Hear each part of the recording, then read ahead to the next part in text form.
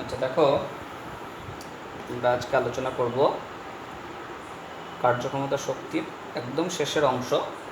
সেটা হচ্ছে শক্তির নিত্যতা সূত্র।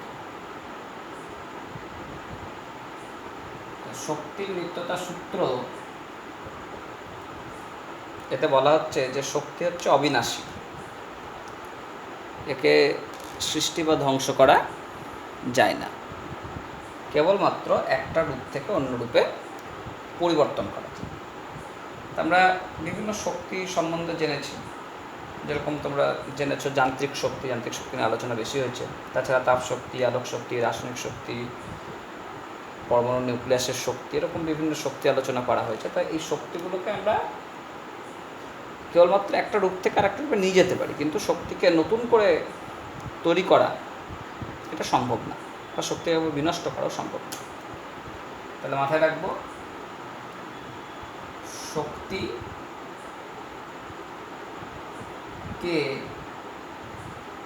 সৃষ্টি বা ধ্বংস করা যায় না,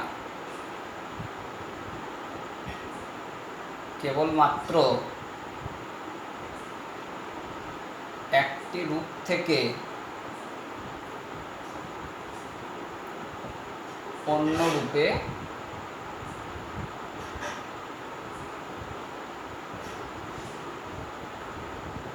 পরিবর্তন করা যায়। আর মাথায় রাখবে, মহাবিশ্বে মোট শক্তির পরিমাণ সর্বদা নির্দিষ্ট। তাহলে মহাবিশ্বে মোট শক্তি হচ্ছে স্থির, এটাকে শুধু এক রূপ থেকে অন্য রূপে নিয়ে যাওয়া যায়, কিন্তু শক্তিকে আমরা সৃষ্টি বা ধ্বংস করতে পারছি না। এক রূপ থেকে অন্য রূপে কীরকম? ধরো শীতকালে তোমাদের হাত ঠান্ডা হয়ে গেছে, তাহলে আমরা কী করি? দুই হাতকে এরকম করে ঘষি। তাহলে এই হাতটাকে ঘষছি, তাহলে এখানে কী হচ্ছে? যান্ত্রিক কার্য হচ্ছে, তাতে আমাদের তাপ উৎপন্ন হচ্ছে। তাহলে যান্ত্রিক কার্য তাপে পরিবর্তিত হচ্ছে। বা ধরো তুমি কি করলে, এই যে কাঁচি ধার দেওয়া, চাকুর ধার দেওয়া দেখেছো, সেখানে দেখবে যখন ধার দিচ্ছে তখন কী হচ্ছে? যান্ত্রিক কার্য করছে, সেই পাথরের সঙ্গে কাঁচি বা চাকু যখন ঘষছে তখন দেখবে প্রচুর আলো উৎপন্ন হচ্ছে, তাপ উৎপন্ন হচ্ছে। তাহলে এখানে আমরা বলবো কি, এখানেও কিন্তু শক্তির একটা রূপ থেকে অন্য রূপে পরিবর্তন ঘটছে, কিন্তু নতুন করে শক্তিকে আমরা সৃষ্টি বা ধ্বংস করতে পারছি না। তাহলে শক্তিকে সৃষ্টি বা ধ্বংস করা যায় না, শুধুমাত্র একটা রূপ থেকে অন্য রূপে পরিবর্তন করা সম্ভব। এছাড়া দেখো, আমাদের আর একটা সূত্র আলোচনা করব, সেটা হচ্ছে যান্ত্রিক শক্তির নিত্যতা সূত্র। যান্ত্রিক শক্তির নিত্যতা সূত্রে বলছে যে মোট যে যান্ত্রিক শক্তি, অর্থাৎ স্থিতিশক্তি এবং গতিশক্তি, এর যোগফল সবসময় ধ্রুবক হবে। তাহলে কোনো বস্তুর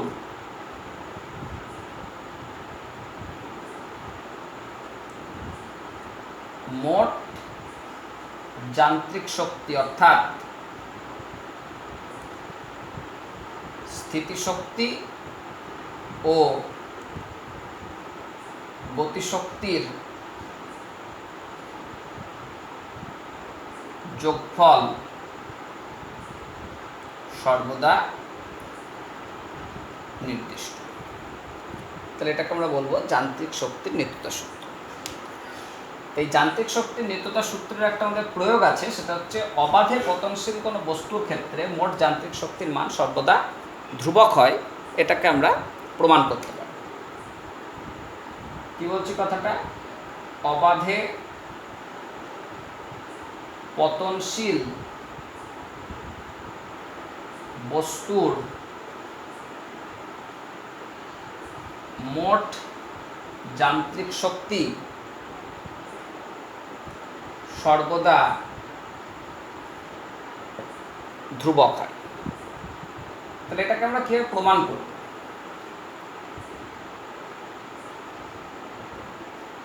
দেখো, ধরে নাও যে ভূপৃষ্ঠের ওপরে এম ভরের একটা বস্তু আছে, এটাকে ভূপৃষ্ঠ থেকে এইচ উচ্চতায় তুমি নিয়ে গেলে।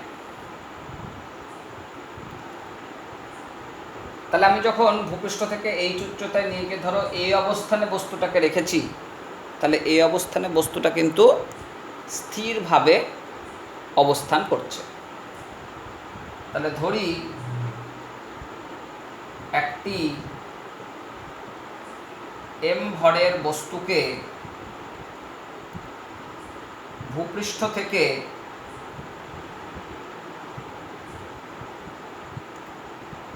এইচ উচ্চতায় এ বিন্দুতে রাখা হলো। তাহলে এ বিন্দুতে বস্তুর স্থিতিশক্তি সেটা আমরা বলবো কি mgh, আর এ বিন্দুতে বস্তুর গতিশক্তি সেটা আমরা লিখব হাফ m ভি স্কোয়ার বা হাফ m ইন্টু 0 স্কোয়ার, কারণ এই বিন্দুতে বস্তুটা কি আছে, স্থির অবস্থায় রাখা আছে। এই উচ্চতায় এই বিন্দুতে রাখা হবে। তাহলে এই বিন্দুতে যখন রেখেছি, তাহলে এই বিন্দুতে তো স্থির অবস্থায় আছে, তাহলে ওই অবস্থায় বেগ হচ্ছে 0, তাহলে গতিশক্তি বলবো half into m into 0 square বা 0। তাহলে আমরা বলবো যে এ বিন্দুতে বা এ অবস্থানে মোট যান্ত্রিক শক্তি অর্থাৎ স্থিতিশক্তি প্লাস গতিশক্তি, তাহলে হবে কি mgh প্লাস 0,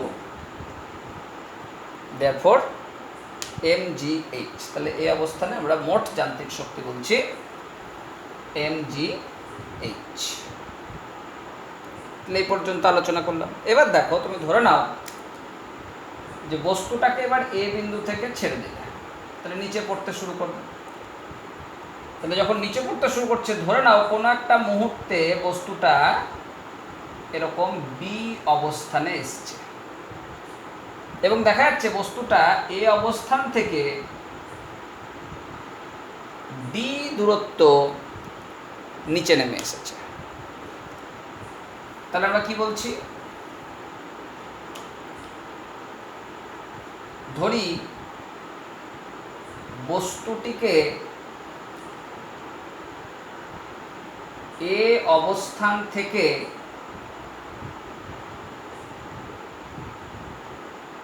ছেড়ে দেওয়ায় ভূপৃষ্ঠের দিকে অবাধে পতনশীল অবস্থায় আছে। আরো ধরছি যে ধরি একটি মধ্যবর্তী অবস্থান বিতে বস্তুটি যখন এসে উপস্থিত হয়, তখন বস্তুটি এ বিন্দু থেকে ডি দূরত্ব নিচে নেমে আসে। তাহলে আমি এই বিন্দু থেকে বস্তুটাকে ছেড়ে দিলাম, ভূপৃষ্ঠের দিকে আসছে, তাহলে মাঝখানে অবাধে পতনশীল অবস্থায় যখন আসছে, তখন আমরা দেখছি যে এরকম বি একটা অবস্থানে এসেছে, যেটা এই বিন্দু থেকে ডি দূরত্ব নেমে আসার ফলে হয়েছে। তাহলে আমরা বলতে পারি কি, বি অবস্থানের ভূপৃষ্ঠ থেকে উচ্চতা সেটা হচ্ছে এইচ মাইনাস ডি। ভূপৃষ্ঠ থেকে উচ্চতা হচ্ছে এইচ মাইনাস ডি। তাহলে বি অবস্থানে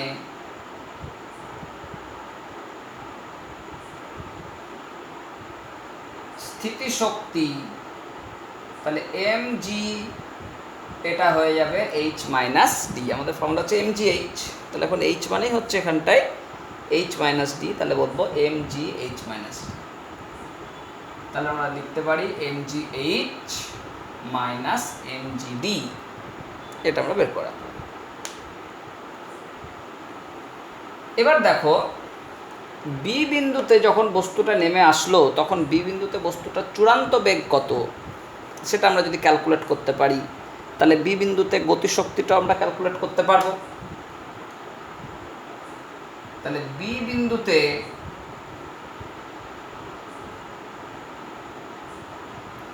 ধরি বস্তুর গতিবেগ ভি, তাহলে আমরা গতির সূত্র জানি v square equal to u square plus 2as। তাহলে ভি মানে হচ্ছে বস্তুর অন্তিম বেগ, ইউ মানে হচ্ছে প্রাথমিক বেগ। তাহলে প্রাথমিক বেগটা কত?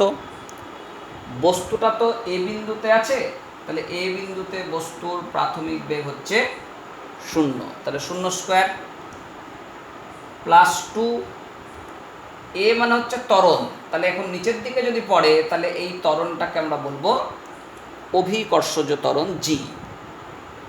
আর এস মানে হচ্ছে সরণ, তাহলে বস্তুটা এ অবস্থান থেকে ডি পর্যন্ত নেমে এসেছে, তাহলে এস মানে হচ্ছে ডি। তাহলে ভি স্কোয়ার ইকুয়াল টু পেলাম 2gd। অতএব বি বিন্দুতে গতিশক্তি সমান আমরা বলবো half m v square, half m into 2gd। তাহলে 2 2 ক্যান্সেল হয়ে গেল, তাহলে আমরা এখানে লিখব mgd। তাহলে বি বিন্দুতে গতিশক্তি হচ্ছে mgd। তাহলে আমরা যদি বলি বি বিন্দুতে মোট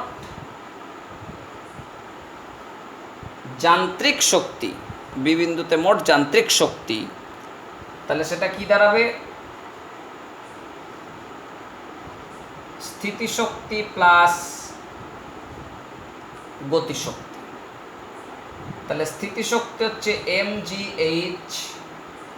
মাইনাস mgd, আর গতিশক্তি পেয়েছ mgd।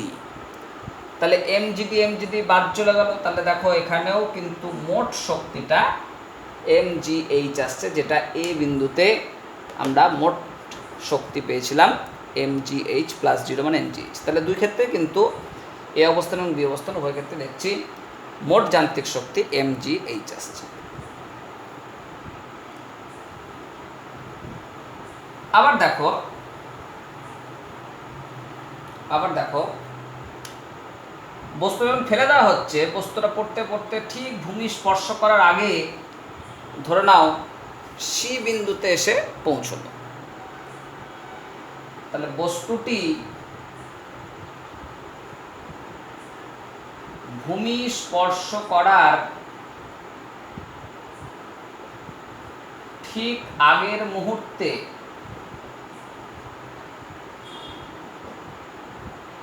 সি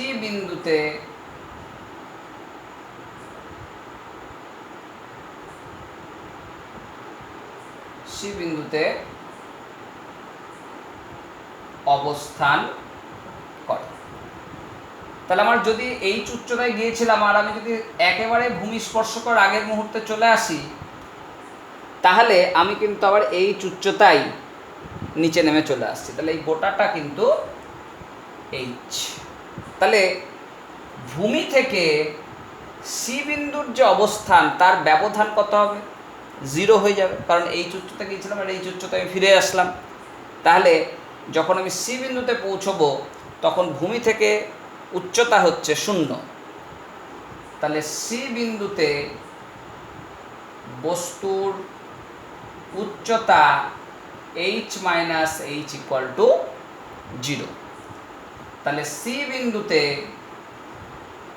স্থিতিশক্তি সমান আসবে mgh বা mg ইন্টু 0 ইকুয়াল টু 0। এবার দেখো আমাকে সি বিন্দুতে গতিশক্তি ক্যালকুলেট করতে হবে। তাহলে গতিশক্তি আমি কিভাবে ক্যালকুলেট করব? তাহলে সি বিন্দুতে আমার গতিবেগ কত আছে বস্তুর সেটা আগে হিসাব করব। তাহলে ধরি সি বিন্দুতে গতিবেগ আবার ধরলাম ভি। তাহলে গতিসূত্র অনুসারে আমরা লিখব v square equal to u square plus 2as। তাহলে ইউ কত? এই প্রাথমিক অবস্থান থেকে ছাড়া হয়েছে, তাহলে প্রাথমিক বেগ এখানেও সেই শূন্যই থাকবে। 2a মানে হচ্ছে অভিকর্ষজ ত্বরণ জি, আর এস মানে সরণ। তাহলে এখানে কতটা সরণ হয়েছে? এই অবস্থান থেকে সি অবস্থান সরণ হয়েছে এইচ। তাহলে ভি স্কোয়ার সমান হয়ে গেল 2gh সি বিন্দুতে। তাহলে গতিবেগ হচ্ছে, গতিবেগের রাশিমালা পেলাম V square equal two 2gh। তাহলে সি বিন্দুতে গতিশক্তি সমান আমরা জানবো হাফ এম ভি স্কোয়ার। তাহলে half m into 2gh, 2 cancel হয়ে গেল। তাহলে আসলো কি mgh। তাহলে সি বিন্দুতে স্থিতিশক্তি পেয়েছি 0 আর সি বিন্দুতে গতিশক্তি পেলাম mgh। তাহলে সি বিন্দুতে মোট যান্ত্রিক শক্তি, সি বিন্দুতে মোট যান্ত্রিক শক্তি সমান স্থিতিশক্তি প্লাস গতিশক্তি। তাহলে স্থিতিশক্তি হচ্ছে 0, গতিশক্তি হচ্ছে mgh। তাহলে এখানেও দেখো চলে আসলো mgh। তাহলে দেখো আমরা বিভিন্ন অবস্থানে, এ অবস্থান, বি অবস্থান এবং সি অবস্থান, তিনটা অবস্থানই দেখছি যে মোট যান্ত্রিক শক্তির মান কিন্তু mgh থাকছে। তাহলে আমরা বলবো যে অবাধে পতনশীল বস্তুর ক্ষেত্রে সর্বদা মোট যান্ত্রিক শক্তি অপরিবর্তিত থাকে। অর্থাৎ অবাধে পতনশীল বস্তুর যে কোনো অবস্থানে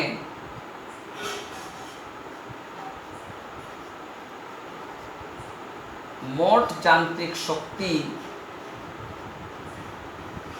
সর্বদা অপরিবর্তিত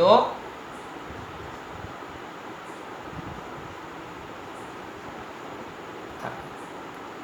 ব্যাস, তাহলে আমাদের এই প্রমাণটা দেখে নিলাম, খুব ভাইটাল প্রমাণ, তোমাদের পরীক্ষায় আসলে 3 নম্বর হিসাবে থাকবে। ভালো করে প্র্যাকটিস করবে, তাহলেই প্রমাণটা বুঝতে পেরে যাবে।